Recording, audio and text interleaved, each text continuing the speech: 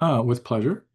Janice Selbie was raised in a Pentecostal home and married a man with his sights set on ministry. While living on a conservative Bible college campus, she began homeschooling their daughters and became involved with the Holdeman Mennonites. In short time, she rejected worldly vestiges like TV and jewelry, and she even began wearing a head covering. Her efforts at holiness shrunk her world until reality broke through and destroyed her religious fantasies. Janice divorced her husband and her religion and went to school to become a registered professional counselor. As she learned about her own trauma, she noted that it closely resembled how others spoke about leaving cults. And learning about religious trauma syndrome was pivotal for Janice, and she devoted her practice to helping others recover from RTS, religious trauma syndrome. As an RPC, registered professional counselor, and religious trauma recovery coach, Janice founded the Conference on Religious Trauma, or COURT, and the Shameless Sexuality Life After Purity Culture Conference. She started the Divorcing Religion podcast and participated in Leaving Jesus documentary, and recently published her Amazon bestseller, Divorcing Religion, a memoir and survival handbook. So, welcome back to RfRx for, if we've counted right, your ninth appearance, Janice. That's amazing. Yes, you're It sneaking is up so on crazy. Teach Out. Thank you for having me back. We are so excited to have you back. I cannot wait to hear about all of that. And not only that, but you have several other projects going on that you're going to tell us about too. You are very busy, and we appreciate it so much because this is such important work. And I am so grateful that you are doing it because there is a need, and we need it. So, especially now. So thank you for joining us. Cannot wait. But before we dive in, how have you been doing? What have you been up to? Last time we talked to you, you were just getting ready to, I think, have the Shameless Sexuality conference that went swimmingly, I am told. Tell us about that and what you've been up to since we last chatted. Yes, sure. Well, first of all, I'm very happy to be joining you from the traditional and unceded territory of the Seal Okanagan people in what's now known as Kelowna, British Columbia, Canada. And I have just had such an amazing summer because I even got to go to France. I never thought in my lifetime I'd go to France. It was hella fun. But before that, yes, I did the Shameless Sexuality Life After Purity Culture Conference. And if you remember, the big deal about that one is that it was going to be held in Seattle because, you know, things are going a little bit crazy where you guys are. Then things got even crazier, and Canadians started having trouble crossing the border. And I was going to be bringing staff with me over there to host the conference, and then they were saying, "Well, don't bring your laptop and don't bring your phone." I thought this is not going to work, so we had to pivot as we are used to doing now, and we held it online, and it did go swimmingly. I'm really pleased with how it went. It was lots of fun. And I feel like, people come away really learning important things about themselves and potentially about their own deconstruction or deconversion at these conferences. Oh, absolutely. Yeah, I'm so glad you were able to still have it virtually. I know it was a blast, and helped a lot of people. I hope to be able to attend next time around. Fingers crossed. Yes. Yes, Yeah. that'd be great. Well, and okay, totally off script here for a second, but you mentioned deconstruction and deconversion, and we bring up those terms a lot. Can you say a little bit about like what those mean? Is that the same thing? What do we mean when we talk about those? I think the primary difference that I understand between those words, and certainly when I use them, people can maybe start off like I was pretty fundamentalist in my religious views. And so as I came down a peg each time from my fundamentalism, and moved then from maybe thinking, well, okay, I guess gay people can probably still go to heaven. And then eventually it was like, well, maybe there is no hell, and kept going down like that. That was, I think, I was deconstructing different layers of my religion. But I eventually got to a point where I totally deconverted. I am not religious. I'm not Christian. I don't even hold any supernatural beliefs. So I would say that I have fully be converted. But people can get quite cranky around that if they feel like uh, someone is gatekeeping or trying to own a term. So I'll often use those terms together. But yeah, when I left, I would certainly call it deconversion. Yeah, that makes sense. Definitely. And I know we hear both of them, and we do often use them a little bit interchangeably. I think sometimes they're probably happening simultaneously, but not necessarily for people, right? We hear, like you said, about some people that may be deconstructing a set of beliefs that they learned in a fundamentalist setting, and maybe they don't fully deconvert, but they are definitely kind of unpacking some of those ideas and thinking through which ones of them don't necessarily work that well. Yeah, absolutely. Okay, that's great. Thanks for sharing that. Now, okay, I know you have several new projects in the works where you help us do both of these things, deconstructing and deconverting. Can you tell us about them and how they can help people recover from religion generally, whether it's fundamentalism or some other flavor? Thank you for asking. I'm so excited about these different projects. And I was talking to one of my daughters. They're both adults, and she lives with me today. And she came into the den, and I said, I'm going on this awesome podcast that I love, and I'm going to talk about all my different offerings that I have. And I had to print them out so I don't get confused. And she was like, Mom, your ADHD is on full display. You are trying to do way too many things. And she's not wrong. Yes, it seems like that's my speed. I'm either going full bore, trying to get it all done, or I am completely unconscious. So luckily, today is one of the days where I am going full tilt. And we talked a little bit about my book. I'm sure we'll talk some more about that, about divorcing religion, a memoir and survival handbook. Something else that I'm just completing right now is called The ABCs of Religious Trauma and Recovery. And this book is a reflection and a roadmap exploring each letter of the alphabet twice. First time validating the impact of religious trauma, and then pairing it with a recovery story and a simple exercise for healing and growth. And I first thought of this when I was in Sweden for the premiere of the Leaving Jesus documentary last year. And I thought, the ABCs of religious trauma will be authority, belief, and control. And then the ABCs of recovery would be autonomy, boundaries, and courage. So I go through the alphabet, and I've chosen a word for each, and then I've looked at the dictionary definition of it, and then included a story, and then of course go through it again the next time through, and I am including exercises to help people recover. And so I feel really good about that one, and I'm just reviewing it at this point, like making the edits that are required. And then another one that I'm so excited for.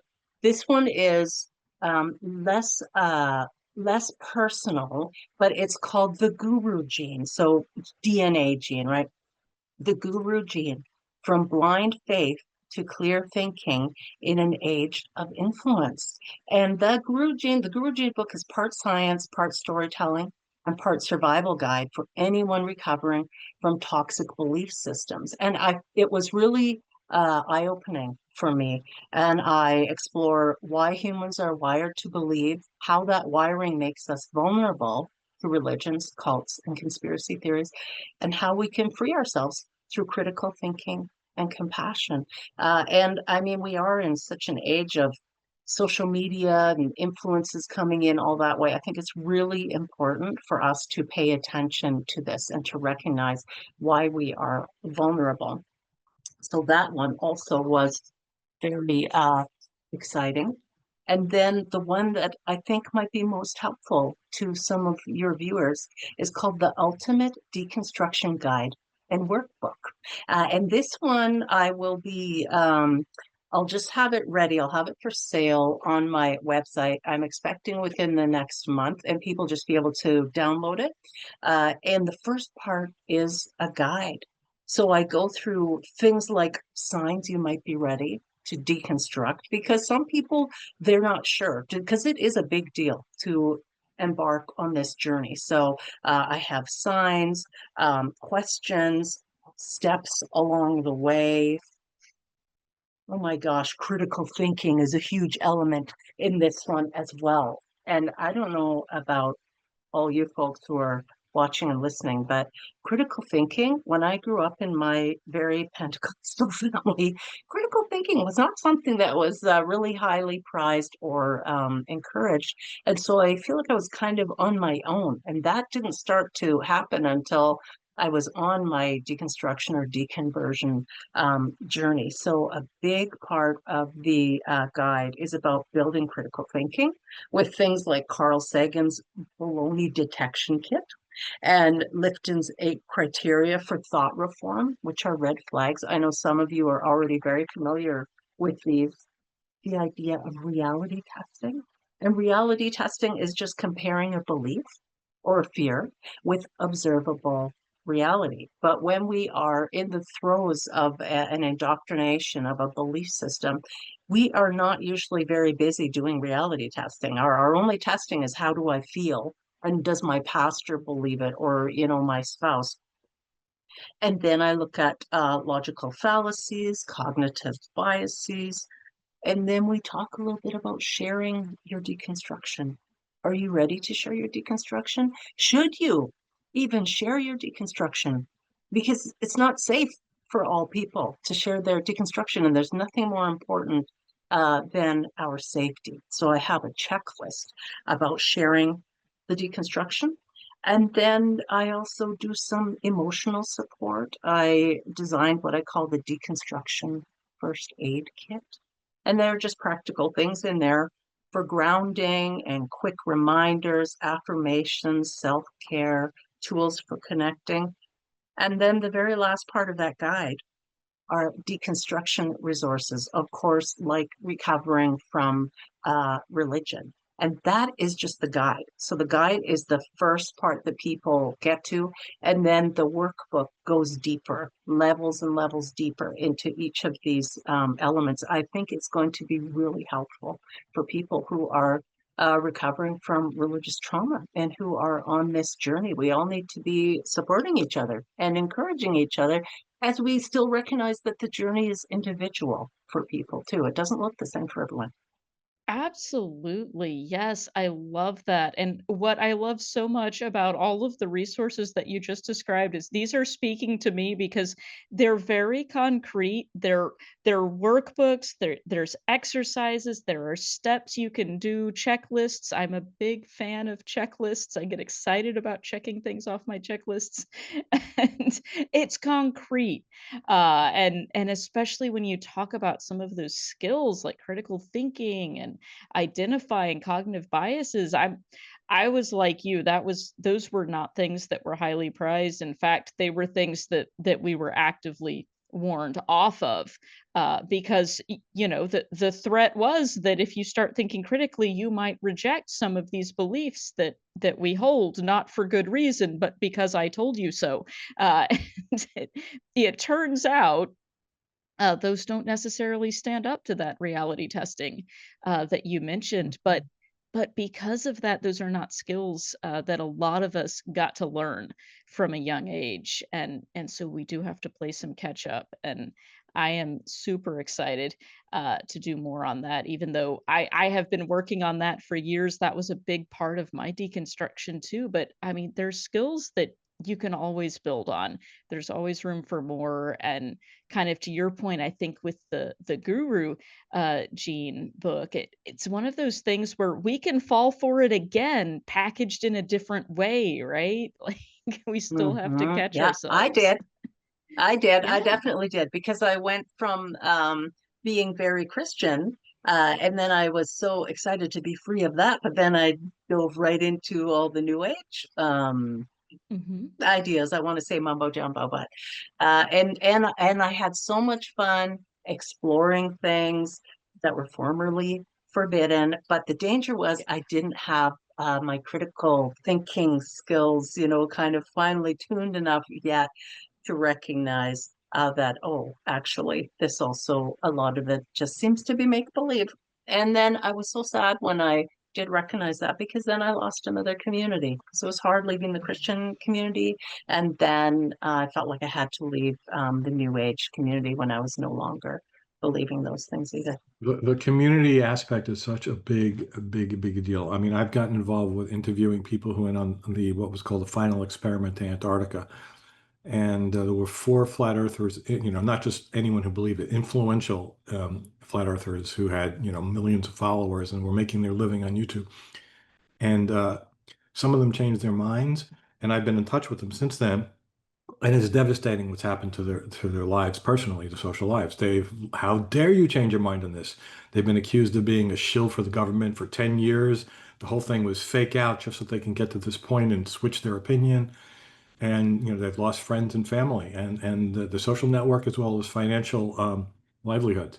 And that's a lesson to everyone else in that community. Don't you dare come out and change your mind.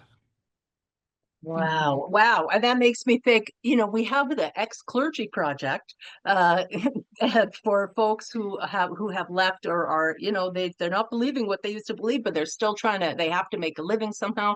And then I look at these other folks that you're describing, Rob, who they really were all in. They absolutely believed this, and they were great at stoking, the outrage machine or whatever it was, making their successful living at it, probably made more money than I'll ever see. But now that they are honest enough to actually be saying, you know what, I was wrong. They are paying a very, very Very, high price. There is a very high awful, cost for awful. It's not awful. believing. It's awful to see how humans react into those situations. Yeah. Hmm. Hmm. Hmm. Hmm. Yeah, Yeah. especially in these places where it feels so welcoming when people are maybe looking for a new community to join. It can seem so enticing, but then there's a consequence on the back end if you suddenly realize, oh, this may not actually be connected with reality in the way that I was originally thinking that it Right. was. And And, you and, have as, those and as social usual, if you're a consequences. woman on the internet, it's worse. So one of the Yeah. flat earthers who went down was a woman. There was only one. There was no one on the globe side of it. It was eight people altogether, half and half. And as she started to talk about maybe it's not flat and it's a sphere, she started to being attacked in a very misogynist way. In fact, I was told she was said to be just down there for the pleasure of the men who went on the trip. Wow. Yep. That Why is am I not really surprised? disappointing. Yep. Yeah. Yeah. And I feel like there's also a level of anger that I still sometimes am unprepared for. But if I really think about it, I can relate to it, because when Mm. identity is tied in with ideology, we do get angry. We can't let anybody tug on that thread. And that's then we're really able to be manipulated by the time our beliefs cross over into that territory where we've adopted them as our identity. And yep, people sure can be angry and obnoxious when they feel that their beliefs and identity are being challenged. Yeah. And would you say that's a red flag then to watch out for if we're noticing ourselves becoming, highly emotional about someone questioning a belief that we have?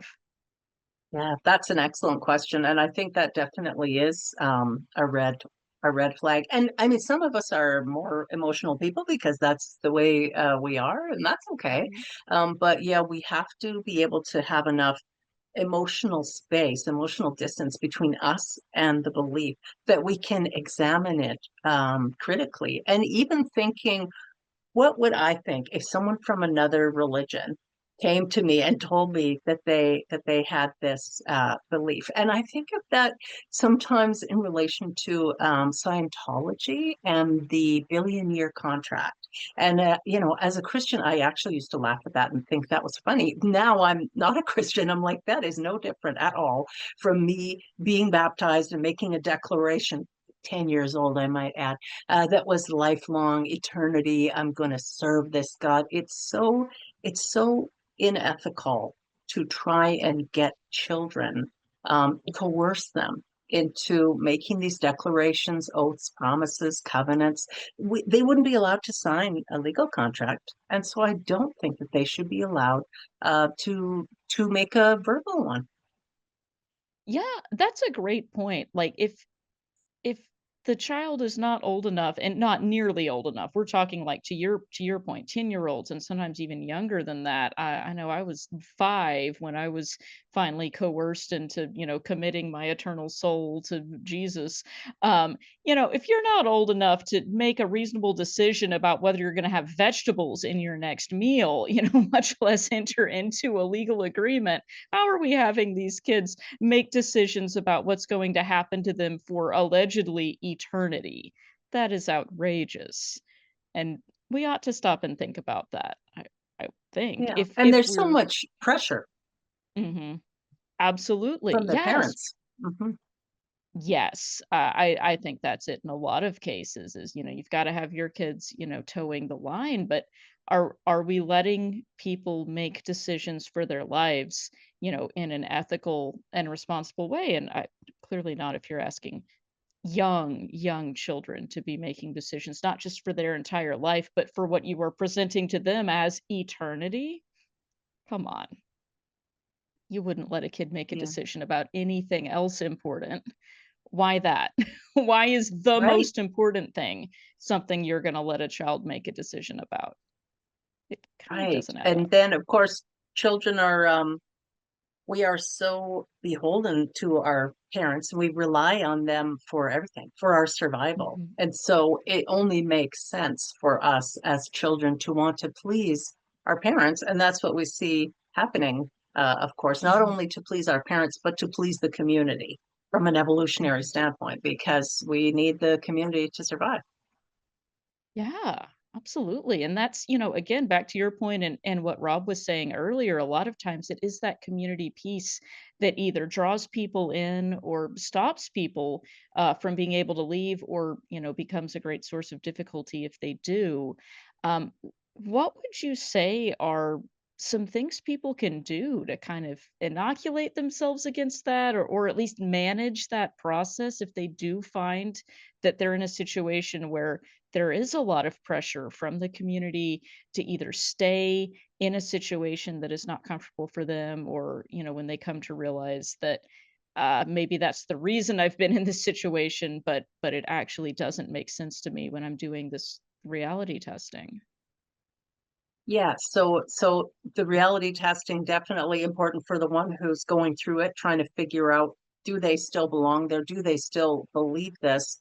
But then I would say, even when I talk to people who are PMO, say, so they're physically and mentally out in whatever the belief system is, um, I talked to them about the importance of trying to grow a community for themselves, a supportive secular community, a supportive community outside of this belief system. It might even only be 1 or 2 people, or it might be online is the only way they can do it at first, maybe by connecting with others who have left that belief system. But it's really important for us to begin working on building that community as soon as possible, because we do need support. It's hard to be out after we've been in for so long, and we may have lots of things that are still tied in with that group. Maybe we weren't a pastor, but maybe we had a business and all of our supporters were within the church. So we need to be taking those things into consideration, looking at other ways that we can be advertising. Of course, we need to be careful, like I said, before we do come out. Some people have to really take a look at, would they potentially lose custody of their children? These are important things to consider. If they are living with their parents, could their parents kick them out? We have to be safe and consider these things. And of course, keeping in mind too, what's my ultimate goal? What is the reason behind why I want to come out publicly or to my family? Um, what goal? What's the best possible outcome? What's the worst possible outcome? Am I prepared for that? Can I handle it? If my family then turns their back on me. So these are all things that we look at when we're trying to decide, are we ready? Is it the right time to publicly come out as a non-believer? Okay, great points. And there's a way for people to work through that in the workbook, right? In that you mentioned the checklist about whether you're ready to come out. Is that it? Yes, that's in the ultimate deconstruction guide and workbook, and I'm hoping to have that on my website within the next month. We're just doing the editing now, but I think it will be very helpful for a lot of people. Just practical.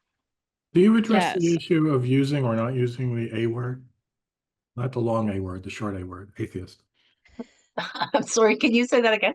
Yeah. Do you address the issue of using that word? Because, I've had that conversation with people on the helpline that, everything was fine, even if the family believed they were doubting and whatever. But as soon as they said atheist, it was like a switch gets flipped. You're now a baby eater. You're evil. You've been taken over by the devil. So Right. I'm Yes, wondering if you that's a great address that point. issue. Yeah. I haven't specifically, but I think that is something for people to consider. They can be thinking about, how did I feel? How would I have felt when I was a believer if someone I loved came and told me they were an atheist?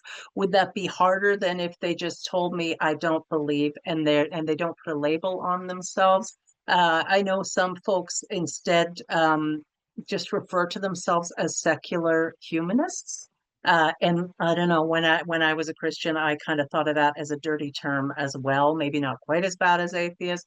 But so people can give some thought to what wording would be less likely to evoke a hostile response. But also, we're allowed to be who we are. And if I just don't believe anymore, and that makes me an atheist, I can be an atheist, and I can live with that label, but it's different for different people. Thanks for pointing that out, Bob. Yeah, we have that conversation a lot of times here too about whether people say atheist or agnostic or something else, non-believer, that kind of thing. And there are differences between those terms that I think are meaningful, but I think the main difference that causes the most trouble for people is, in a lot of cases, the reaction to it. It's a lot easier to say, for instance, that you're agnostic than that you're atheist, because some people will interpret that to mean, oh, they're just questioning, they're exploring, You're versus a if you say I'm an seeker. I got atheist. that personally Yeah, from people at work who are always trying to convince me and other people. And that was just fine with them. I'm a seeker. They had, giving me books and whatever. But as yeah. soon as something came out that I don't believe at all, and the A word was used, that was like all bets are off. Like you're now unrecoverable, unreachable, and you're just bad. Oh yeah, Wow. yeah. I've Yeah. I think one absolutely had thing, that happen too. Yeah. Oh, go ahead, Janice. Yeah. when we're speaking to our loved ones, the people closest to us, this could be family and friends, and having this discussion. Um, Reassuring them that we are still the same person. We still, love other people. We still embrace compassion, mercy, kindness. It's just that our belief in that particular thing uh, isn't there anymore. So we really are switching the focus from shared beliefs to shared values. Ooh, I like that. That's a really interesting framing of it. So, you're not necessarily saying, I don't believe in all the same values that you do anymore. It's just some of the underpinning ideas, which, honestly, especially in some of the more fundamentalist traditions, I think that the values that people claim that they have, are not well represented by some of those, early texts that they are referring to. So it is very much possible to say, I am rejecting these texts that you are going by. Nevertheless, we can both agree that it's good to be kind to people. In fact, we Well, can better agree to that without some of those texts. yeah, I've definitely had more clients coming to me from the United States in the last few years when if we're talking about values, pardon me, they are no longer recognizing their parents. Because the Mm. parents who had been, just kind of very loving people, more relaxed Christians maybe, have now often become much more judgmental, much more harsh, much more black and white, in and out thinking, and their adult children are coming to me saying, I don't. Now our values are different. Not only our beliefs are different, but our values are different because I I don't hate immigrants. I don't hate the queer community. I welcome people, and unfortunately, they're seeing some of the parents don't feel that way. Yes, that is so concerning to me too. I've had that experience myself, and I know other people who have, where, that used to be, more of what you would just kind of assume that someone that is, going to a religious service is, thinking about things like, acceptance and kindness and love. But what is now going on in many of those places, and what we're hearing from folks who are, pushing back against family members that are caught in this, are not those values at all. They're exclusionary, they're, in many cases bigoted, leaving people out, saying, "No, if you're a member of the LGBTQ plus community, you're out." No, if you're an immigrant, it's mixed up into politics now, which is, very uh an interesting combination, to say the Yeah, it's least. challenging. Yeah, that's Mhm. very challenging. How do you advise people to deal with that when they realize that, they're talking ostensibly about the same faith background, but it seems like the values have changed with the people that they're talking with? Right. Well, first, I definitely encourage people who are or have deconstructed or deconverted to to gain some clarity around the values that they currently hold.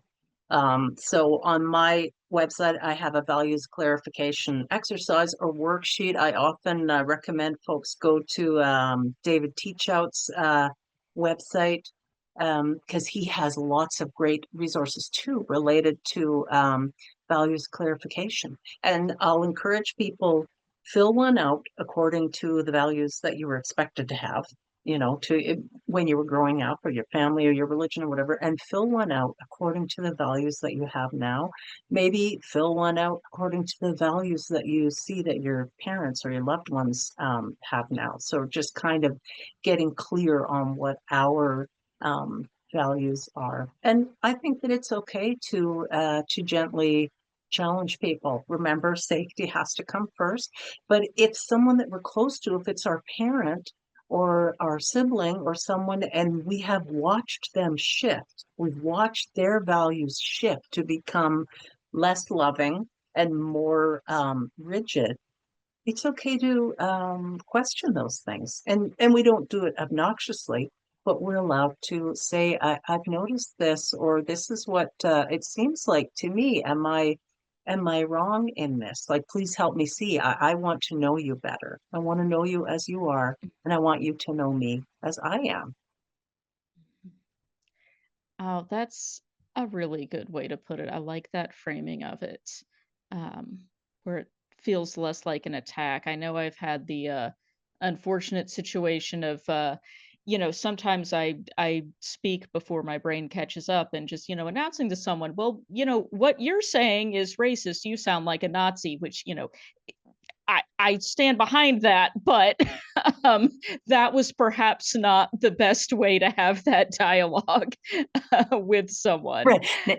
Name calling is rarely helpful. I did remember the name of my colleague's website. It's I think it's Life Weavings, Oh, yes. lifeweavings.com.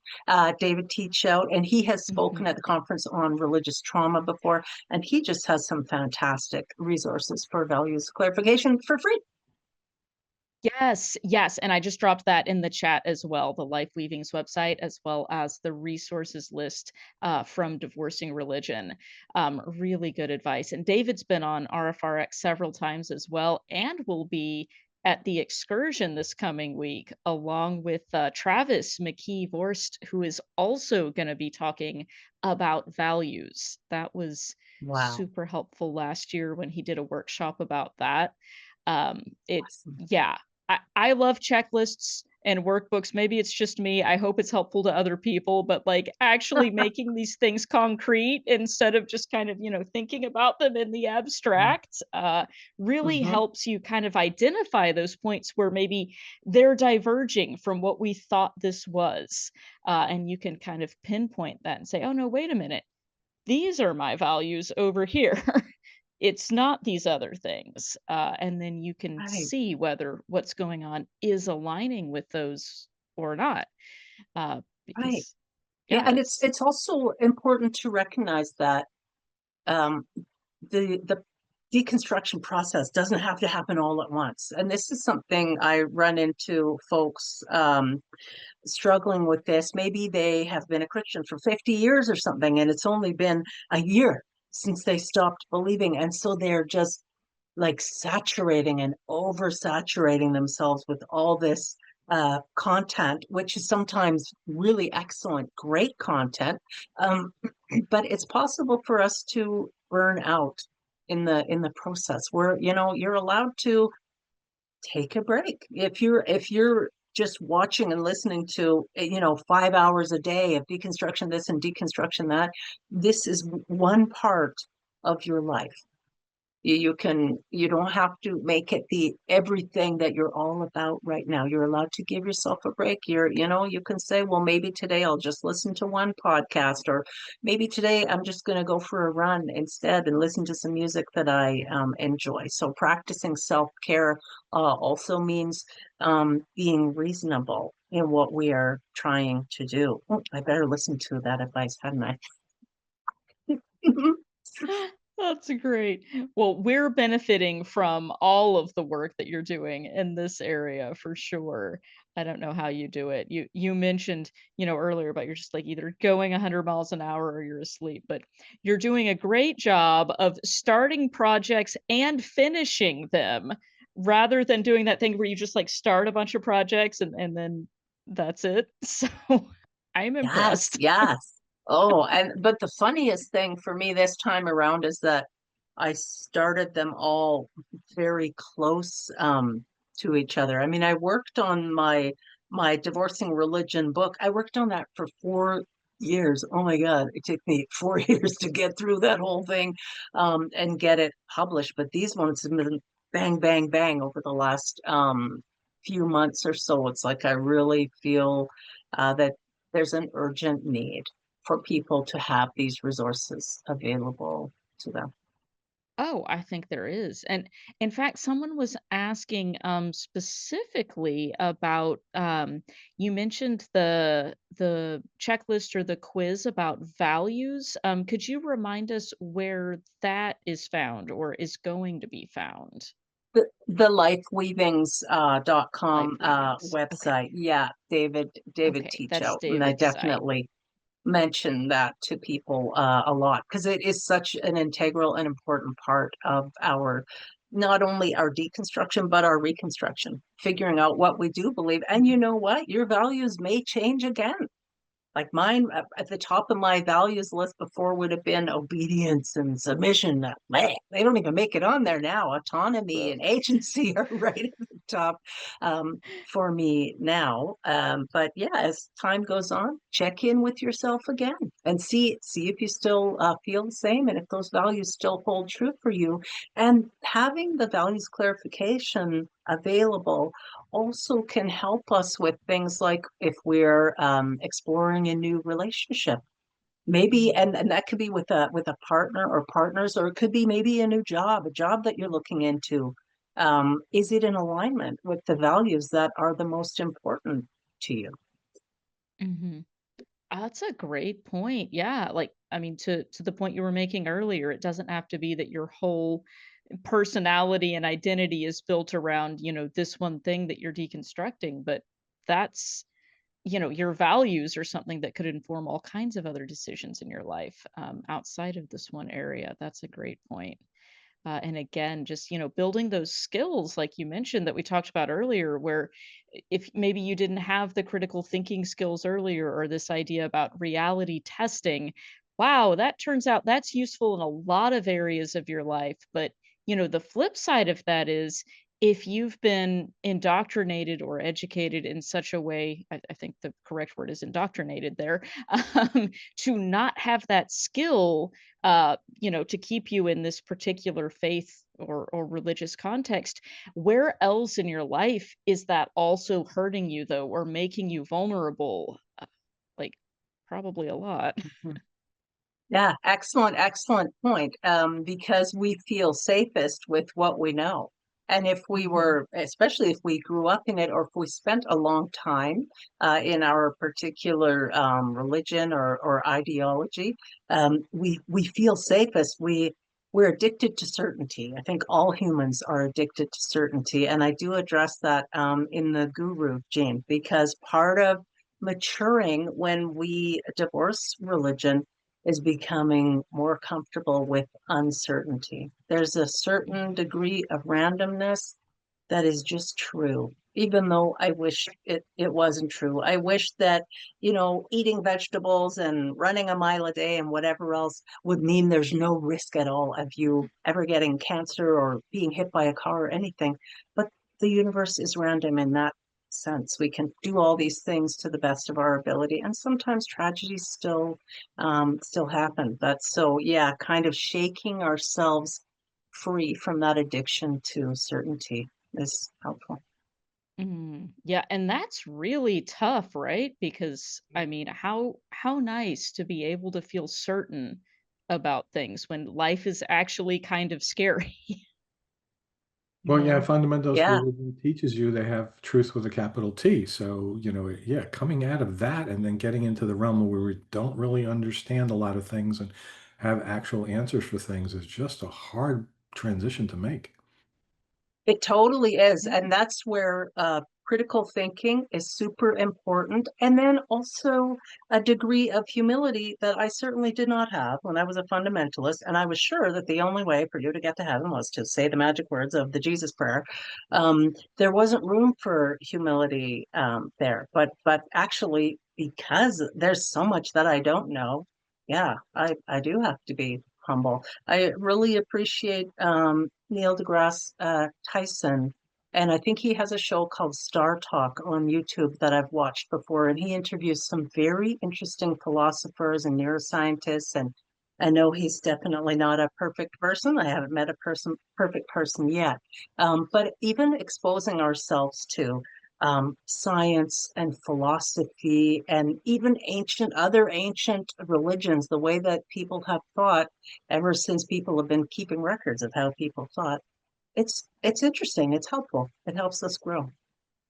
hmm Yeah, it's a great point. And it's, I think it's a matter of framing too. I remember thinking, when you're in the fundamentalist mindset, the choice seems to be a difference between, well, knowing the truth versus not knowing anything, when in fact that's not an accurate description of what's happening. The choice is between deluding yourself into thinking that you know everything when in fact you don't, versus recognizing that you don't.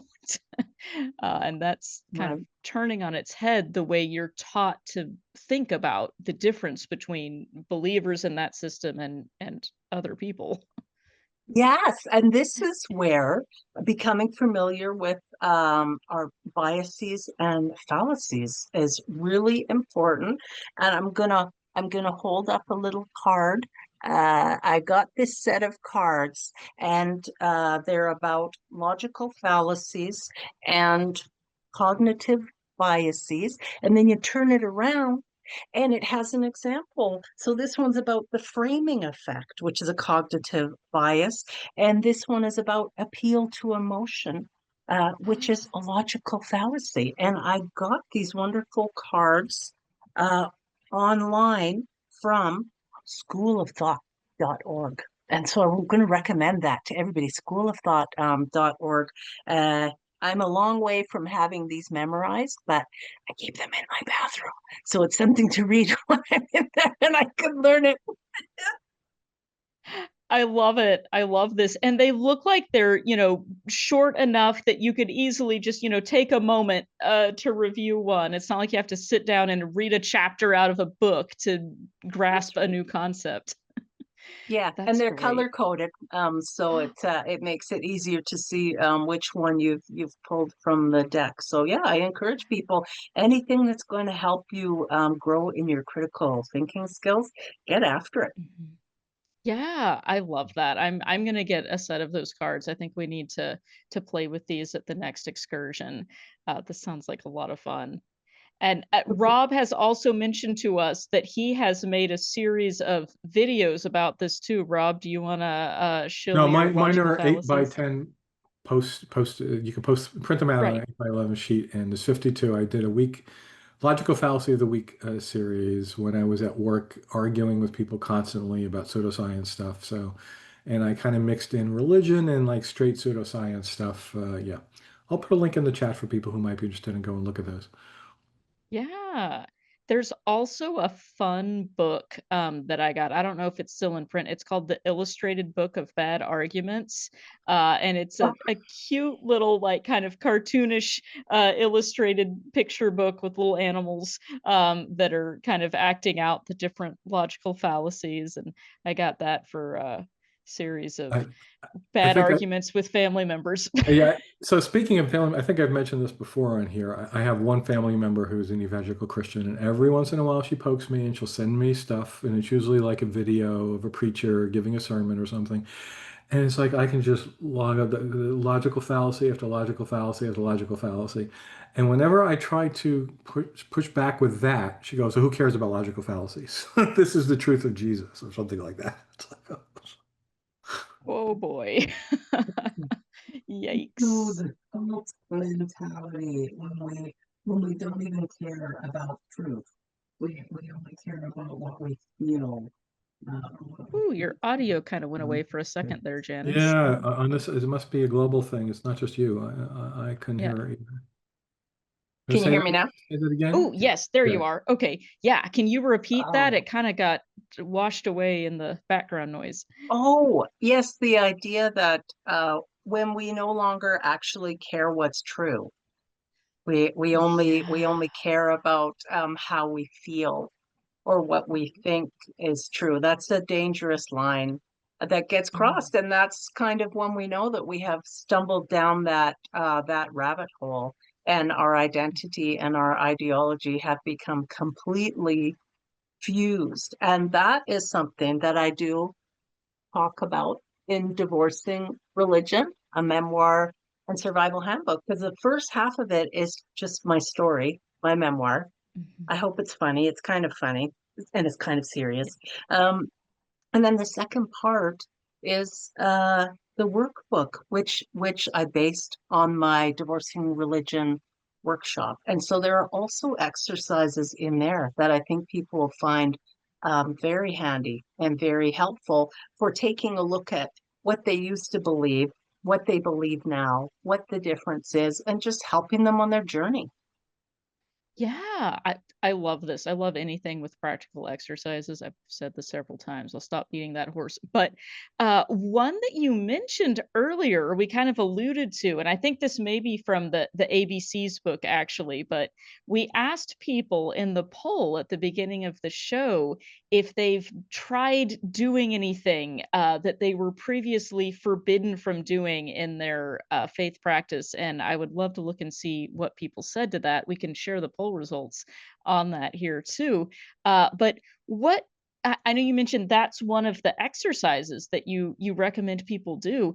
What would you say is the value to that, and what do people get from trying that? Oh, from trying new things. Yes, that is from the ABCs of Religious Trauma and Recovery, and I believe that one was about autonomy, because we are essentially robbed of our autonomy and our agency when we are part of a fundamentalist group. It can be any high demand group, but for me, I understand Christianity because that's the group that I was in. So part of my growth was to reclaim my autonomy, and sometimes that looks like letting myself do something that was formerly forbidden. And you know what they say, forbidden fruit makes the tastiest jam. So I encourage people, if there are just little things. I mean, we can take baby steps. We don't have to jump all the way, but we can take baby steps. But just giving ourselves permission might be to watch a show that we couldn't watch when we were religious, or read a book, or listen to music, or you can take things a little farther along there. As I know, folks in this group, they love their freedom and their autonomy and agency, but you can grow into that. Yes, absolutely. I'm Apparently, you can scrolling back. even listen to Christian rock music if you want to without having that send you to hell. Right. Yeah, that was definitely not allowed in my tradition. That's You still blowing couldn't my listen. mind. We had this in the pre meeting discussion. It's like Christians cannot listen to Christian rock in some denominations because that is of the Yeah. devil. Christian rock Yes. music is of the devil. That's right. You'll get possessed by a demon. There was a lot of getting possessed by demons in the Mm, fundamentalist group mm. that I was in. Just everything. You were going to get a demon. I don't care what it is. You're going to get a demon. I don't know how everybody didn't have a demon. By that logic, we all should have had demons. But I You am get told a that I have demon. one You now. get a And demon. you get a demon. And you get a demon. Mar- Everybody gets a Marjorie demon. Marjorie Taylor Greene publicly said about, I want to say 3-ish years ago, she was on a Christian podcast and they were talking, this was when the Navy UFO videos were leaked and being talked about. She said, "Oh no, those are demons. The, Oh, okay. the They're all UAPs and demons. UFOs are demons." Yes, there's a lot of demons. Even just like when people are like seeing a blinking light in the sky, Yeah, that's a yeah, demon. that's a demon. Yeah, yeah. Oh boy, Well, wow. I was told that if I did not say "God bless you" when someone sneezed, that a demon could fly up their nose. That Whoa. was something that I heard in a Pentecostal church. Yup. That might be, don't quote me, but that might be where the phrase originally came from, that you were supposed to do that when people sneezed, that they believed that that was the case. Yeah, I interesting. think Well, it was instead, something like I that. just say I just say "Bob bless you." Bob bless you. Bob I don't bless know who you. Bob I love is, it. or the ever popular "ew." Ew. Someone sneezes. Ew. I just use the German for "to your health" for some reason. Gesundheit, and people just look at me strange, like what? That's I perfectly like it. reasonable, I think. I Mhm. prefer the Japanese, which is to say nothing and ignore it politely. I've actually never understood why people don't say an equivalent thing when you cough, because that's usually a Right. sign of real illness, not a sneeze. Right. It's almost like it doesn't make sense. Yeah, almost. Almost. I did for a while do the kind of the little more edgy instead of saying God bless you, I would say Hail Satan. Oh, But then oh.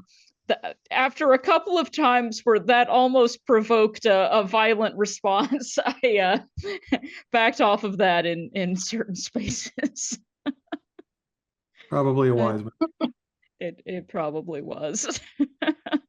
But I will use And that among friends. it's reasonable again to question not only our beliefs but our actions. Why do we do this? Why do I say this thing? Like, why in my culture have people been Right. conditioned that they must say this thing? I think it's fun to explore those things and learn a little bit more about the culture that we live in. Oh, I do too, because absolutely to the points y'all were making, it may seem, perfectly normal and natural if that's what you're used to doing. But then when you start looking into it and realizing, oh, well, if you go over here to this place, it's completely different. They say something else, or they say nothing at all, or they think this is gross, or whatever the case may be. Oh, hold on a minute. We're doing this intentionally. Why are we doing this? What is that connected to? Does that make sense? Do I want to do that? And all of a sudden, to me anyway, it kind of feels like you can give yourself then permission to not have to participate in something if you've thought about it and decided, huh, I don't know if this agrees with my values. I'm gonna not do it. It's Wow. super interesting too to check it out even farther than that around the world. Mhm, What are activities that people have to commemorate, either coming of age or getting married or divorced. mhm, Um, and then if we're looking at that awful word morality, I hate that word because I feel like it's been stolen by religious people. I prefer to look at mhm, ethics or speak of ethics instead. But where in mhm. some culture it's considered really bad form to do this one thing. Boy, you'd better never do that. And then in another culture, they have no problem with that thing. So Mhm. that's also quite interesting to explore. Yes, So I turns just did out a this is search, and not the first hit, natural. of course, is an AI thing, and it's just exactly what I said. Pope Gregory the Great recommended a blessing during a bubonic plague, protecting people from the deadly illness. They believed that the soul or spirit could be expelled from the body, or that it allowed an evil spirit to enter. And they also, at the end, Wow. mentioned some people consider a polite gesture of Gesundheit, German for to your health. There you go. Wow, I love how the belief was that it's either your soul leaving your body or a different spirit getting in. Those Mhm, seem mhm. like not the same thing at all. How have we arrived at this? On what basis are we making this claim? Which one is it? Shouldn't we be able to tell? It's like the young earth creationist claims I remember hearing, for my whole childhood. Well, we are absolutely certain that the earth is between 4 and 6,000 years old.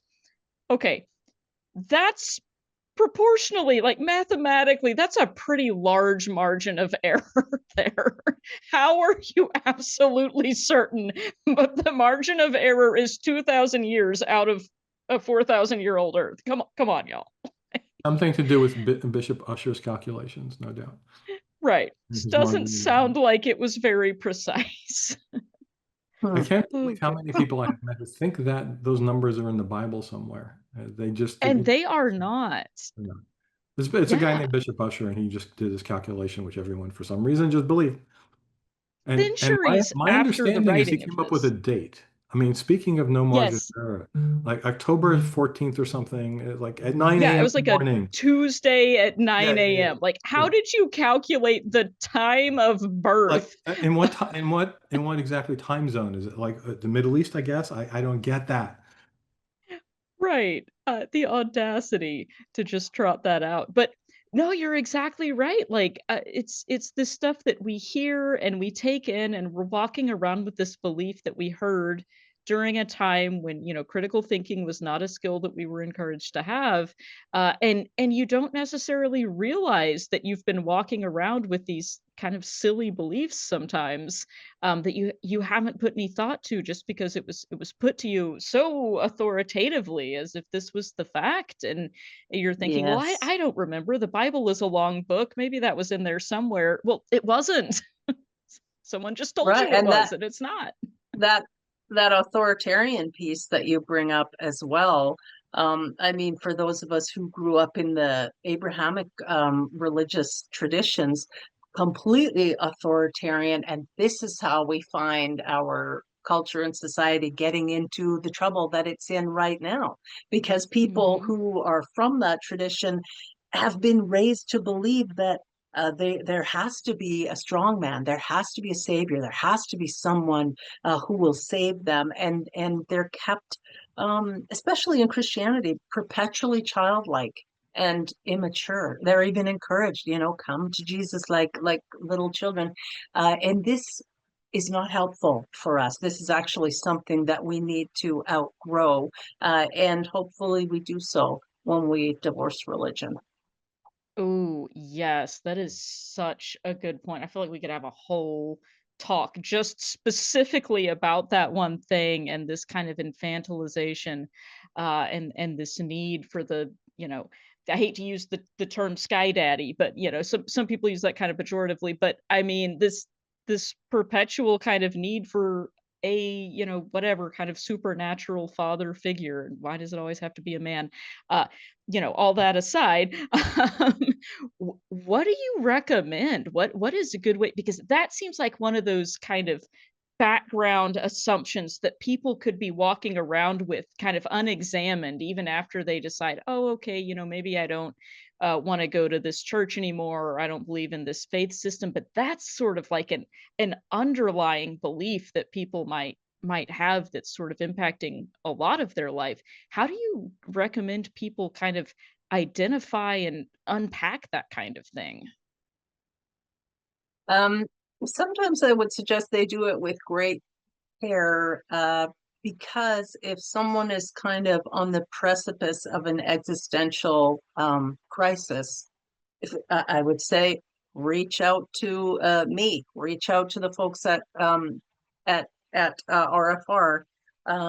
You don't have to go through these things alone, but it is an important step of our journey for us to start trusting ourselves. And that trust was completely eroded, if it was ever allowed to develop, when we were growing up in very religious homes. And so, of course, then codependency is baked into the whole thing too. And then we're waiting for a savior. In fact, I made a post on social media today that my brother said to me years ago, and it was very shocking. He said, Jan, no one's coming to save you. You must save yourself. And I thought it was so rude. It was so upsetting when he told it. And I was like, 40 or whatever at the time. Um, but it made so much sense. And I do especially feel like that's something, those of us raised as women and girls need to embrace, because we have been conditioned to think we need a man to save us, we need a savior to save us. And so I tell young women, do not buy into the trad life, got my air quotes going, the trad life idea. Don't drop out of college, don't put off going to college just so that you can be married and be a partner to a man. You need to take care of yourself. You need to make sure you've got credit, you've got a bank account, because if anything happens to that partner, to that relationship, you do not want to be left high and dry. And then maybe you've got 5 or 6 kids if you've been following along with the whole program. Um, so really, people need to begin building trust in themselves. And you can start by just making small steps, doing a checklist like you enjoy. What things have I actually done in my life? What have I learned? Well, I learned to tie my shoes. I learned to drive a car. You might have to get as basic as that to start building up your trust in yourself. Yeah, that is a really good point. I know we've talked to so many people who have been through that, where this kind of system where you're waiting for the savior has to be a man, you have to be obedient to this plan no matter what, sets people up to find themselves in very unfortunate circumstances and to not feel like they are allowed to exit relationships or circumstances that are harmful to them. So often we see that, and people will stay in those because they think they are required to. They've been told they're required to, and it Mm. just is almost, it's unthinkable in those circumstances. For someone to think, oh well. I can just exit this situation. Kind of like how you mentioned someone telling you, you are your own savior. It's like that literally probably had not come into your head without that person saying Mhm. it, because it's not Right, one of the choices in that right. system of thought. And Yes. And speaking of for logical fallacies on that subject, I just heard a call Hmm. today on a recent episode of one of the Line shows where a Christian was calling in saying, I know Christianity is the right religion. And how come you know that's right?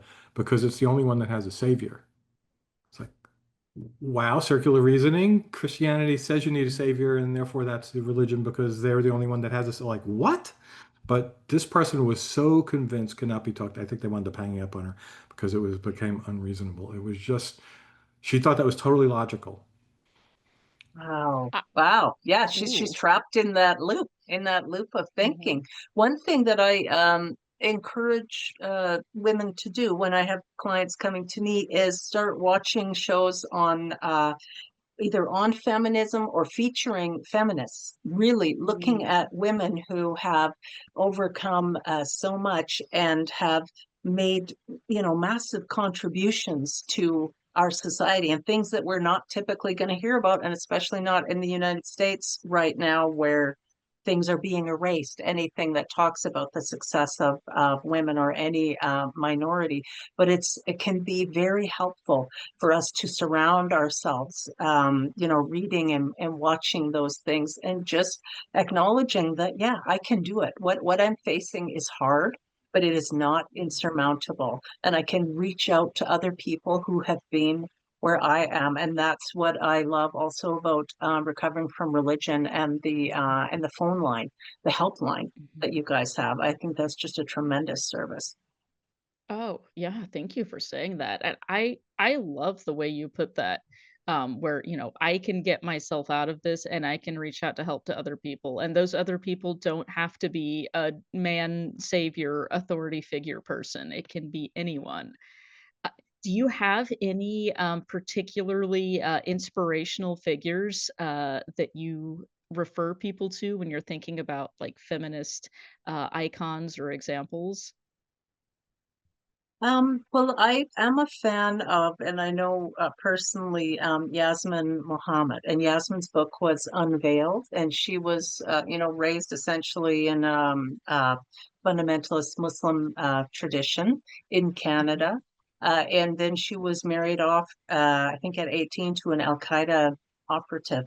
And Yasmin managed to make her way out of that entire belief system and got herself and her daughter to safety. And I just really appreciate her voice because when Yasmin is speaking to me, she comes across as a very confident person. She knows who she is, she knows what she has been through. And of course, Ruth Bader Ginsburg in the United States, I mean, what a treasure that Yes. dear human was. And so she's someone also that I look up to. Oh, And Gail absolutely. Jordan. Yes, also Gail Jordan. Yes, it's a treasure. Absolutely. And we've had Gail on RfRx. We've Just put the also link had in. Yasmin Mohammed Just put the has link done an in the RfRx chat for episode. people, or if people listening to this later, you can look it up. It's called RFRX Religion Spotlight Islam with Yasmin Muhammad. Yeah, Excellent. absolutely. That's a great example. We never had RBG on the program. I wish. Oh my goodness. But Oh, great Margaret example. Atwood. Margaret Atwood. And I had Margaret Yes. Atwood on my podcast. She was a guest on the Divorcing Religion podcast. And that was Right. very exciting for me as a Canadian to have Handmaid's Tale author talking with me about kind of how she came up with some of the ideas in the Handmaid's Tale, and that unfortunately they were based in reality. She's a real thinker. She is quite a firecracker. I was a little bit scared when she was coming on because she does not suffer fools. No, no, she does not. Oh my goodness. Yeah, that was amazing. I'm so glad you mentioned that. We need to get the link to that episode so we can We need to drop get it. her contact information to get her on here. Oh my goodness, do you think she would? I have no idea. She might. She You might. know what? There's Um, there's one way to find out. Margaret, you're I you're wrote to her invited. publisher. Yeah. That's right. That's right. Yeah. So if folks are wanting to catch it on my podcast, my show is called Divorcing Religion, and the episode is Yes. called the Margaret Atwood episode. Yes, I'm gonna pull that up now so we can put the link directly to that. That was so exciting. I remember when that And for episode was people who going might on. not be aware, there's a sequel to The Handmaid's Tale, which I read called Testaments. It's so good. Yes. Yeah. I Yes. loved it. I was very glad that I read it, actually. It was very satisfying. Hmm. Yes, that was really good. I read that with for a book club. And I have to say, like, for I know it's a cliche, but it is also a feminist tradition to have book clubs and, discussion circles. That is a great place to discuss feminist literature and icons. And you don't have to be a woman to be in a feminist book club. You can be anyone that's interested in learning about that. So check out a book club, read books, and talk to people about them. I highly recommend it. And that would be a great one to start with, too. Ooh, I love it. Okay, let's see. Well, we are getting probably close to time to take some questions, but I want to see if we've gone over everything that we wanted to talk about. I did want to ask you, Janice, after having done all of these projects, and you kind of mentioned how it took you about 4 years to work through the first one, and the others came a little bit faster after that. What are some of the things that you now know that you wish you had known when you first deconstructed? I'm sure it's an entire body of knowledge, but what are a few things?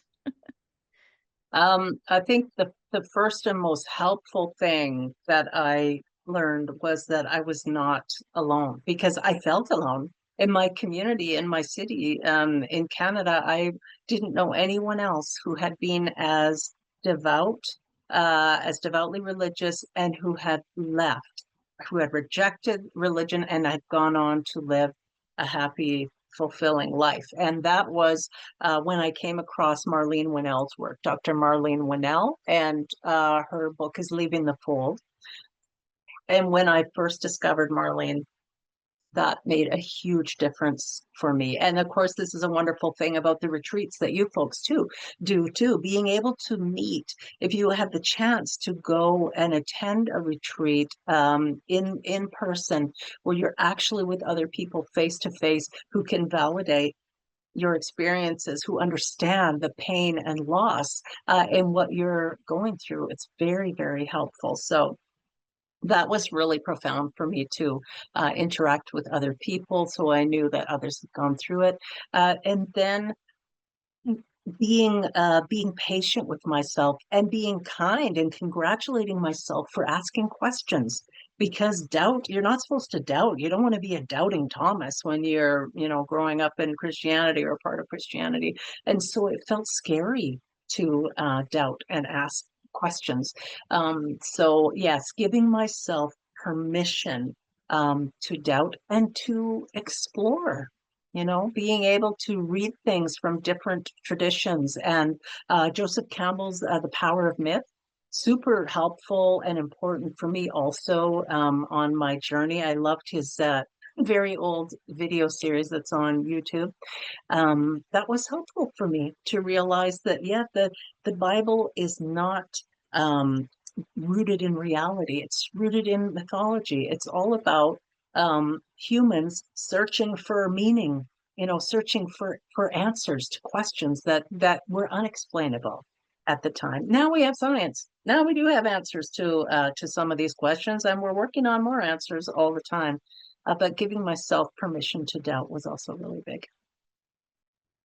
Ooh, yes, I love that. And that goes right along with what you were talking about those values of autonomy, where you have permission to have these thoughts and make these decisions for yourself, which is such a 180 from what you started with when you said, the values that you thought were most important to you were things like obedience and submission, which is of course what you're taught are the things that should be the most important. And that is in fact kind of opposite of your actual Yeah. values that you discovered were important to you. And to know that I could do it. I could leave Mhm, many of these things that had been so pivotal and important to my identity. I divorced my husband. I divorced mhm. my religion. I went back to school. I started over in my 40s. It is possible. If I can do it, other people can do it. And my life has absolutely opened up. And as it continues to open, I keep walking through doorway after doorway. And I mean, is it perfect? No. Sometimes I make mistakes because sometimes that's just what happens in life. But having the resilience to get up, dust myself off, and look behind another door and see what might be there. So giving myself permission to be curious. Ah, I love that. And giving yourself permission to be imperfect too, right? And to fail and then get back up and try again because you're not stuck in this framing of I have to do, this person's will and everything is perfect and it's all foreseen and foretold and if I follow the path, then these certain outcomes will for sure accrue to me, which is not realistic. It's comforting to think that that will be what happens, but that's not real.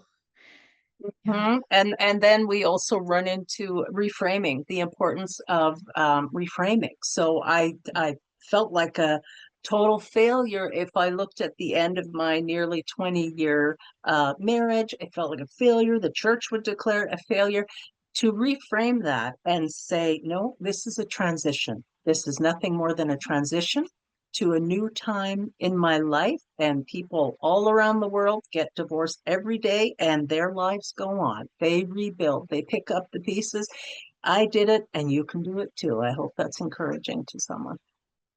Yes, I am sure that that is absolutely encouraging. That's encouraging to me. I have also done that, but I didn't then go forth and write several books and workbooks. So I'm still working towards that piece of it one day. No, I If think I did that's it, you it's can. inspirational. Well, I appreciate your faith. But no, I love that framing of it. That is so impactful. Thank you for sharing that and sharing your story about that too. I think that's too part of what makes these books and workbooks so approachable is that your story is so inspirational and it's great for people to kind of be able to understand okay, this is coming from someone who went through it and came out of the other side. And these steps can work. These can help me too. I Yeah. can do it too. And you're Yes. And extending for your hand down to pull others up with you.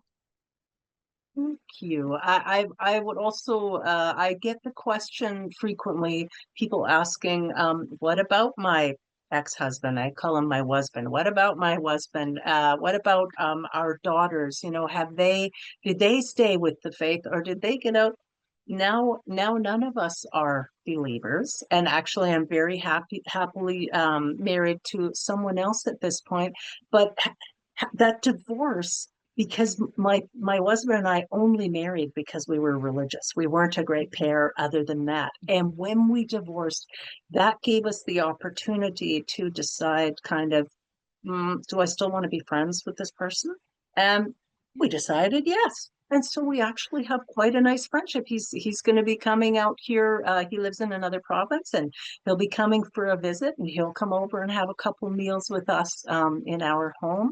And my daughters also do not believe anymore. So I can't say it'll be the same for you. It's not the same for everyone, but for me, things have turned out just fine. I love that. That is so beautiful. And something else that I really appreciate about that I feel like we could also do a whole entire conversation on is this idea of, friendship as being actually a very meaningful type of relationship that people can have when you get out of this way of thinking where everything is hierarchical and everything has to do with there's the savior and then you have to be in this marriage situation to where you're having children and raising them up in the faith and friendships I feel like often get sidelined as really important parts of our lives, but in fact if you get out of that framing of things that's so authoritarian and prescribed, I've that's been one of the things that I found coming out of religion that was so meaningful was actually the importance of friendships, in terms of just having that emotional connection that is meaningful. It's not that you are just friends with someone. there's nothing just about being friends. That's an important relationship, an important part of your emotional and social life, I think, that can really get Oh, yeah. forgotten about. It's so true. And because I did just mention my divorce, so both of us, me and my husband, um, we took time, in the couple years following the divorce, to kind of explore how we maybe contributed to the relationship not enduring as long as we thought it was. And I'm fortunate actually that he still wanted to um, maintain the friendship with me, because towards the end of the marriage, I did some things that, weren't great things to do. And so if you want to know more and want to know some of my dirty laundry, well, by all means, pick up the Divorcing Religion, a Memoir and Survival Handbook, because I don't hold back in there. I talk about the things that I did that also contributed to the end of the marriage. And that's part of the humility, owning the things that I've done, but also just recognizing that here I am now. My life went on. I'm still going great guns. I love that. I love that because it's honest. You're being honest. You're being a human person, which is what we all are here. Aside from the pets that are joining us and things like that. What about the lizard people? Yeah, well, You don't, that too. I don't know. I can't speak for them. I've been told they prefer to be called reptilians, by the way, just to use the proper. Oh, oh, we got to get it thanks for right. that. I love it. I If we want have somebody any to put join that us. as their pronoun, except reptilian. That would, yeah, 'cause Oh my goodness, that's funny. Yeah, we need to have some reptilians join us in the yeah, hangout and yeah. let us know their take on all of this. Oh, okay. Speaking of which, we should do the poll questions, the poll results, and then go to some Q&A here in a minute. But before we do that, Janice, is there anything else that you want to share with us on any of your books or workbooks or anything? I am going to drop all your links in the chat, though. Something that a lot of people are finding helpful. I offer a free online support group on Tuesdays for people recovering from religious trauma, but I do have it capped at 10 people, because I'm only one person and I want to be able to facilitate well in the group. So that one happens on Tuesdays, and I will be offering other support groups as well, and they will have themes, about processing anger after deconstruction, or recovering our sexuality after purity culture indoctrination. So people can just go to divorcingreligion.com, my website, and they can check out some of those things, sign up for the newsletter. And I'd love to hear from anyone who has questions. I certainly offer free 20-minute Zoom consultations. Oh, fantastic. All right. And I've dropped that in the chat. The Divorcing Religion website has all of that, along with the YouTube channel and the link to the handbook, and then Janice's socials as well. So you can follow along on all of those and keep up with all of these upcoming products and books and workshops and trainings and sessions. And this is just fantastic. I'm so excited that people are going to be able to access all of this. And I can't wait to access some of this too. This is great. Fantastic. Thank you so much for that. And let's go to the poll questions and then the audience questions. Are you ready to answer some questions? I'll do All my right. best. Okay, all right. Well, here we go. Well, let's share the results from the questions that we asked first at the beginning of the show. We asked people, "Do you believe there is a God?" And of the people who are attending here tonight who answered the poll, we had 3% said yes, 52% said no, and 45% said maybe. So it's a pretty even split between the no's and the maybes, and we did have some yeses. So that's about expected, I think, for a group where we're thinking about, questions about religion. What's fun sometimes is if we do a pre-poll and a post-poll, and we see if anybody changed their mind on a topic during the course of the evening. That might have been a fun one for this. We didn't do that this time though, but how does that stack up, Janice, to the people who are normally reaching out to you about your services? Does it usually look like that breakdown?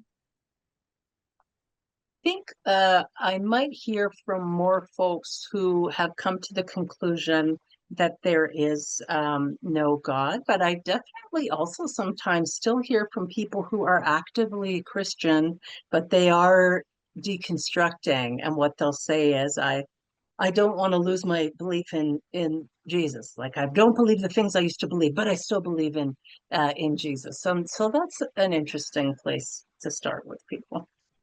Yeah, absolutely. And I know also we have people sometimes who may kind of have the opposite, where they don't necessarily believe in the Jesus or the God or whatever the supernatural entity is, but they don't want to lose the practices or the rituals or kind of the comforting things that they would do on a weekly or a daily basis. Do you get that sometimes? Yes, and I do talk about that. I think probably in most of the resources that I have, but definitely in the Divorcing Religion, a Memoir and Survival Handbook. I think ritual is important. And I do like to recommend Sasha Sagan's book, For Small Creatures Such as We. And she, of course, is Carl's daughter. And I had the pleasure of interviewing her when I was on the Godless Moms podcast that I did with my friend Courtney Hurd. So Sasha's book is actually really helpful for figuring out rituals that you might want to build into your everyday life.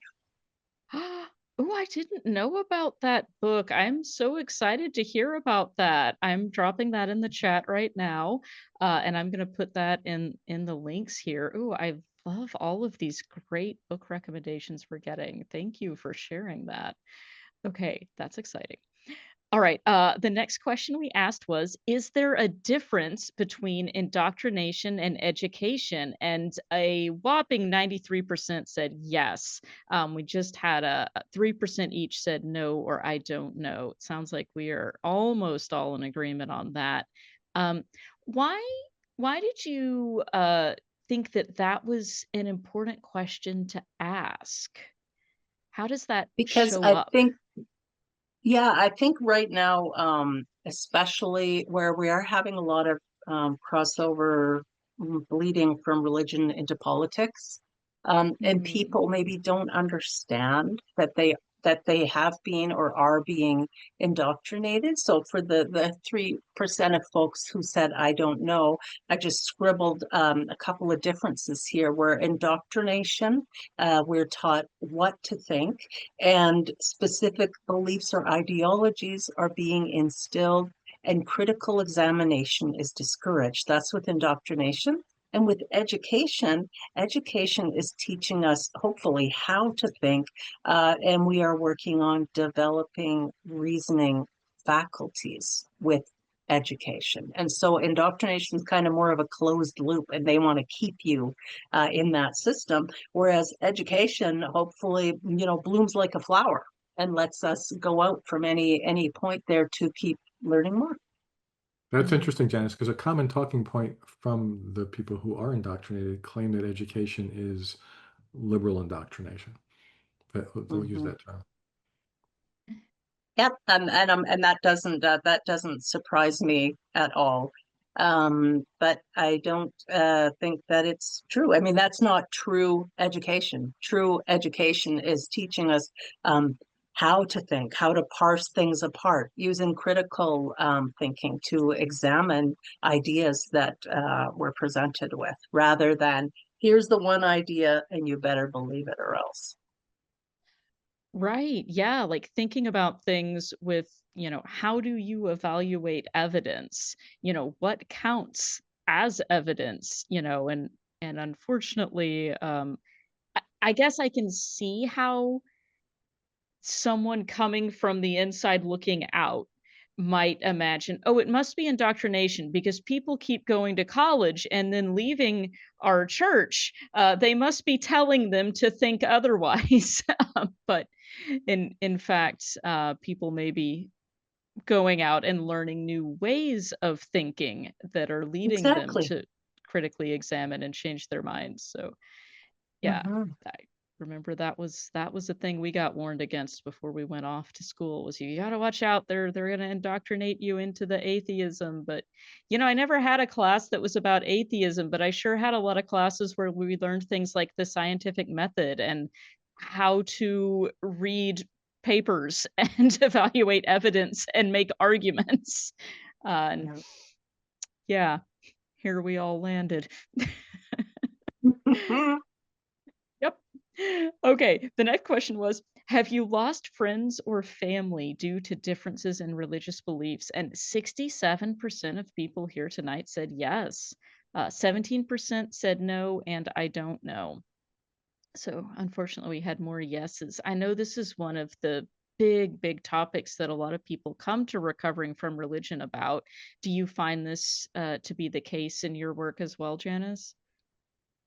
Yeah, yeah, definitely. And it's one that I can relate to as well. And even in my own life, I chose in the end to go no contact with my very fundamentalist, narcissistic father. And that was a hard choice, but I could tell it was the right choice because there was so much relief. I felt so much lighter. But it doesn't have to be that drastic.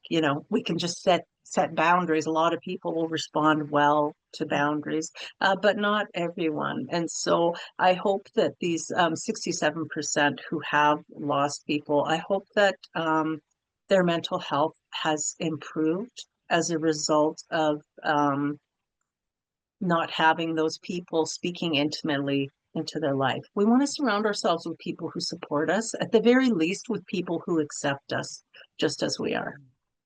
Mm, absolutely. Okay, so then that leads into the next question we asked. Have you found or created a secular community for yourself in real life? And 45% of people said yes, 17% said no, 10% said virtually only, and 28% said working on it. Now, Nice. something that we talked about at the beginning was, what's the difference between in real life and virtually only? What do you see as kind of the important piece here that people should be thinking about for building support for themselves? I think that it is really important for us to be investing in our local communities and even getting to know people that we might not agree with everything, and they might not agree with us. But when we rub shoulders with them, and when they see that we don't have horns, even though we, don't believe in Jesus or the Bible, and we see what good care they take of their, mother or their child or whatever, um, even though they might be very fundamentalist in their beliefs, it's important for us. That helps to kind of break down the black and white thinking, the rigidity of thought that is the us versus them mentality. So I think it's important for us to be rubbing shoulders with our neighbors in the community in real life. It might look like being on the PTA if you have kids in Mm. school, or it might look like joining a local running club or a cycling club or a theater club, whatever it is. It's just something that you're interested in. For me, I found community in my local humanist group, and now I'm the president, of course, because I don't have enough other things to do. So I'm the president of CASHA, which is Kelowna's Atheist, Skeptic, and Humanist Association. And I'm also now on the board of the BC Humanist Association. So that's been a great way for me to build community with other people who are like-minded. Somehow that doesn't surprise me at all. Okay, well, our last question is kind of, I think, a fun one. We asked people, have you tried doing anything that was previously forbidden in your faith tradition? And if so, tell us what it was in the chat. 66% of people said yes, and it felt great. 24% of people said yes, and it felt scary or uncomfortable. 3% of people said I want to, but it's still making me kind of anxious. And only 7% of people said no. Wow, that's more than I thought that we're gonna say yes. And I feel like people really leaned into this, and some of the examples people put in the chat ranged from, using what were considered like swear words or curse words to trying out, different kinds of substances that they weren't allowed to try before, I didn't all notice sorts the of answers. things. Did anyone put listen to Christian rock music for the first time? Ooh, I don't know, I didn't see that. Oh, we had having sex outside of marriage. Ooh, that's a big one. While listening to Christian rock music? Yeah, ooh, ooh, ooh, Yeah. 2 at once. You could get 2 demons. What if you sneezed at the same Ooh. time? Just all Ah! the demons. Oh my goodness, that's funny. What can you remember, Janice, what the first thing was, that you tried that was previously forbidden? I do, and it's such a it seems like such a small thing now, and I do I talked about it in the Divorcing Religion book, but so when I went fundy, I went really fundy. I started wearing a head covering, got rid of all my makeup, all my jewelry, just went to, jumpers or long skirts and dresses and stuff. And then as I was reclaiming myself, climbing out of that fundy rabbit hole, I remember going to a store in our local mall and buying a pair of earrings. And it was my first pair of earrings in years. And they were quite small.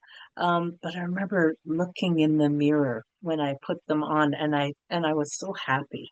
Felt like reclaiming part of myself that I had put away for a long time. And then, of course, then I picked up speed and I was running and running, and I decided I'm going to deny myself nothing.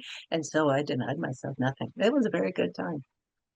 So were the earrings, I have to ask, were the earrings clip-on? Because certainly didn't have pierced ears at the Nope. time. Oh no, I did have pierced ears, yes, but I have had pierced ears since I was, I don't know, maybe 10 or 12 or something. But I stopped wearing earrings when I got really fundamentals. I even stopped wearing my wedding ring. Yeah. Yeah. Oh, So these the wow. ones that I bought were actual pierced earrings. So Ooh, that's exciting. I love that. Rob, do you remember, if you did anything, that was I probably forbidden? just spoke to somebody and said porn or something, I just used the word porn or masturbation. That was it. You read the title of Daryl's latest Yeah. talk. I was today love 8 it. years old when I, did something. Amazing. I love it. Okay, well, we are getting close to the end, and I feel like we need to get to at least a couple of questions here that the audience put in. Let's see if we can get through a couple on speed mode here.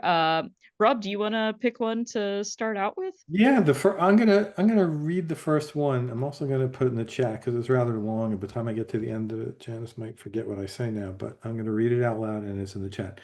How do you deal with the emotional, rational battle inside after everything falls apart? I've always had a high view of truth and an eye for inconsistency, so my Christian faith ended up crumbling after the inevitable investigations. But my heart and half my intuition keeps dragging me back to thinking of going back to it all, even though I know I could never resubscribe to the beliefs in my head. It's exasperated by the fact that almost every single person around me has some sort of faith, and it has always been ingrained in my head as being the good, or maybe for the good. Wow, that's such a great question. Thank you so much for putting that into the chat, because I do hear this from people, and particularly if they're in the midst of a struggle or a trial of some kind, and then they one of their first thoughts is, "I need to go back to church," or "I should be going back to church," even though they don't even believe anymore. They may have been out for years and years, and what this speaks to is the level of indoctrination that the person has suffered and been burdened with. So I want to normalize that people do. You're not the only one. Other people do sometimes feel that same pressure, and it doesn't mean that you're not truly deconverted or not truly an atheist or whatever, however you like to look at yourself. It just means that, yeah, that's some of your indoctrination showing up again. And of course, if you felt accepted in that community, we long for that certainty, security, order, and acceptance. We just thrive on those, and the community piece and acceptance piece is a really big one that we can miss when we leave religion behind. So you're definitely not alone. Please be kind to yourself. Thank you for that answer, Janice. Yeah. And we've got another question that's kind of going in the chat right now, where people are asking, how can they find other atheists? It seems that they don't exist in my area. And some people have been recommending things like look on Meetup. We had someone recommended Holy Kool-Aid, another YouTuber that we've had on. Of course, we would recommend, go into one of your local recovering from religion support groups as well. Do you have any thoughts on that, Janice, of where people can find, others, if people want to build a community that isn't, just full of people that are pulling them back into the same Sure. tradition that they are kind of trying to get out of? Right, right. If we're talking about like meeting up with people in person, I definitely recommend humanist groups, but also skeptics in the pub. And if you haven't heard of that, look it up. Skeptics in the pub happens all around the world. My current husband leads our local skeptics in the pub here. So if you see one, you can show up and you'll be there probably with other atheists, people who do not believe, and sit near the door. If you're feeling nervous, you're not sure about it, no, you don't have to stay. If you go somewhere and you try something else, you're allowed to leave. That's okay. But so those are a couple for in real life, face to face. But then Seth Andrews, the Thinking Atheist, Hemant Mehta, the Friendly Atheist, The Line, of course, Rob mentioned too. So these folks have podcasts, and they also have YouTube channels. And so you can often connect with them, with their followers on the YouTube channels or on social media. And you know what? You also can start up a group in your own community. Start a meetup. Put an ad in your local newspaper or something, and say that you're looking to meet other people who are atheists or who no longer believe. And I know RfR is great for that, having lots and lots of groups for people to connect with others who don't believe anymore. Great advice. Okay, thanks for that. And with that, we are right at the top of the hour. I know we had a few more questions that we didn't get to. We can keep chatting in the Hangout. Janice, now I know we've taken up a large chunk of your evening already. Would you like to stick around with us at all for the Hangout after the show? Sure. Yeah, yeah, I'll Awesome. stick around for a little bit. Awesome. Great. Stay as long as you would like. Well, then, with that, let's go ahead and wrap up and we can go over to the Hangout. Thank you once again, Janice, for coming and joining us for the ninth time and sharing even more great resources. This is so exciting. And I'm so glad to add to my book list as well.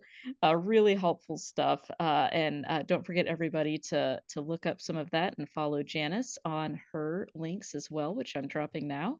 And don't forget to join us next week, same time, same channel.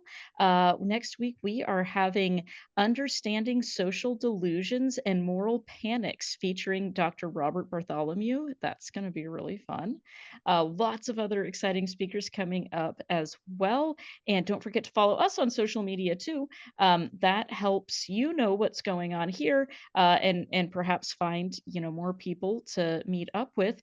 But it also helps other people find our services too. If you like and subscribe and share, then other people can access recovering from religion services as well. And with that, how else can people get involved, Rob? by volunteering with us. We've learned that healing can also come from helping other people heal. All the services we provide here are done by volunteers, and we're always in need of more people. There's plenty of different jobs to do besides the one that's commonly known about working the helplines. Finding and vetting and posting good resources to put on our site for our clients and agents to use. We need people to host the support groups that we've talked about. We need people to moderate the online community. And even if you have IT skills, that's great because you can help us improve our software as we're constantly doing to help our agents and clients get a better experience. So to apply to be a volunteer, fill out the form on our main page. There's a tab at the top that says volunteer, and that is at recoveringfromreligion.org/volunteer. And lastly, there is a 3-minute video on our main page that you can send to anyone who you think might be helped by our programs. It's just 3 minutes long, and it tells you everything Cara and I told you in 15 minutes at the beginning. So you can share that with friends. You can go directly on YouTube and look for it as RFR, What We Do. Got all that in the chat. And with that, I know Dr. Ray has been dying to jump in and give us some comments this whole time. So let me bring him on now for the benediction and the Well, closing thoughts. you're absolutely right. I couldn't wait to get on here because there's one thing I want to say, Janice. I'm continually still irritated, even pissed off that you got Margaret Atwood on your podcast. I don't know how you did that, but I would, Kara, if you get Margaret Atwood on this podcast, we will triple your salary. How's that? Oh boy. I'll get right on it. I need that boost. Yeah, well, I know that was a really good interview between you and Margaret, and you pulled it off just so beautifully. I was really impressed as much by your interview skills with her as her response, of course, but it was really fun to do that. So I am so pleased. Let me just tell everybody here, Janice is doing something that has been needed forever, but and that is putting things into a practical approach. And when I read Janice's book, the first thing I'd ever read that you'd created, Janice, I didn't know what to expect. I probably get a manuscript every week or two from people, and I don't know if they're worth reading or not. Most of them aren't. So I started reading your manuscript with some degree of skepticism and then when I couldn't put it down, I realized, oh, this is better than what I thought it was. And then I was kind of disappointed when you finished your story because I wanted that story to keep going. I know there's more that you didn't actually put in there. But then when you got into the practical side, the workshop part of the book, I thought this is a unique book. How many books do you get to see the workshop stuff fully already illustrated in the previous biography? So anyway, I just wanted to tell everybody this is a unique book. And if you take the book as it was intended and written, you will read Janice's story, and then you will start doing the workbook activities, which she already addressed. She shows you how these all work, and then you'll be able to apply them directly to yourself. And it's a beautiful way to walk people gently through their deconstruction and getting people to ask some pretty tough questions in a gentle way. So I think it's one of those books. It's going to challenge you, but it also won't hurt you. You will not feel ashamed or scared or be triggered. I think you'll find it to be a very gentle way of walking through. Anyway, that's and you can send the check to me for the advertisement now, Janice. So anyway, I love the book, and I want everybody who has some need to continue deconstructing to take it on and look at it. At least give it a shot, because there's nothing else out there. And now that Janice is putting this other stuff out, there are other people putting a few things out that have got good practical value, but I think Janice is creating a whole body of work here that's going to last for decades. I think you're really doing some good stuff. And David Teachout's doing good stuff. And Marlene Winnell's doing good stuff. I mean, I love what Dr. Winnell does. But I think you're taking it to the next level in many ways. So anyway, thank you for doing it. I did like a comment you made about addiction. We're addicted to certainty. And I think there's so much truth to that. And if every one of us could just look at ourselves and say, we're constantly trying to make the world comfortable for ourselves. We build our nests, we build our houses, we do all sorts of things to make ourselves comfortable because we want certainty and we want comfort. And there's really not anything wrong with it, except that's not the way the world really works. And so once in a while, the world slaps us in the face and says, nope, doesn't work that way. And you can't blame other people for that. You got to look at yourself and say, maybe I need to be more reality based. There was one thing that came up in the discussion, one of the questions. I want to add to what you answered it, Janice, and that is the person who was talking about going back to religion or the feeling, the draw to come back. We hear that so often from people. And what I see that, or how I see it, is that we have such a strong need to bond and attach to people and to groups. And what your body and mind feels was, I felt safe within that church group. I mean, but now you're out of it. You want to go back to that safety, so you're being drawn back in to the familiar. You're retreating. You want to retreat to the familiar and the safe. And that's a pretty natural and normal thing for you to want to do. But then your intellectual side pops in and says, but wait a minute, they're going to expect me to do all this other crazy stuff that I don't believe anymore. So the tension is there. But I think if you just acknowledge that is my natural need to bond and attach. So how can I satisfy that need to bond and attach without going back to church? Are there other groups? Are there other places that I could do that? And it does require initiative and work on your part to do it. But acknowledge it's a normal thing. You want to go to this place you feel safe. You feel like you're cared for, and you're surrounded by people who are not dangerous or harmful to you. But when you go back to church, that may not be the case anymore once they find out they're, like Rob says, the big A atheist word or whatever. Anyway, I could go on and on. This is one of my favorite topics, and I always love listening to you talk about it, Janice. So like everybody said earlier, fall excursion's coming up this next week. If you're interested, want to go through a great healing process and have fun with a whole lot of other heathens, come to the fall excursion in Charlottesville, Virginia. We are going to have so much fun. We wait all year. This is like the highlight of the whole year for RfR. And you'll be there with 50, 60, 70 other people for a long weekend. Back to you, Kara.